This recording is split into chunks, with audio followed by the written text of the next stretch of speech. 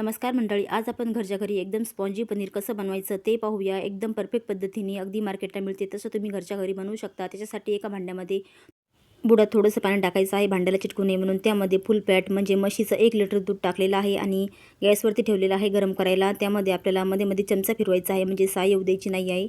2 ते 3 मिनिटे याला उकळू द्यायचं आहे। तोपर्यंत आपण व्हिनेगर घेऊया एका ग्लासमध्ये, अर्धा ग्लासालाही कमी, त्यामध्ये अर्धं पाणी टाकायचं आहे। दोन्ही मिळून आपल्याला अर्धा ग्लास बनवायचा आहे आणि दूध गरम झाल्यानंतर त्यामध्ये थोडं थोडं आपल्याला हे टाकायचं आहे आणि गॅस बंद करूनच आपल्याला यामध्ये व्हिनेगर टाकायचं आहे, थोडं थोडं करून। तुम्ही पाहू शकता मस्त असं हे दूध फाटलेलं आहे। आता एक चाळणी घ्यायची आहे, त्यावरती एक कपडा अंथरायचा आहे कॉटनचा आणि त्यावरती आपल्याला हे फाडून घेतलेलं दूध आपल्याला टाकायचं आहे सर्व, तुम्ही पाहू शकता। आणि थोडंसं थंड पाणी टाकायचं आहे, म्हणजे याचा जे व्हिनेगरचा वास आहे तो पूर्णपणे निघून जातो।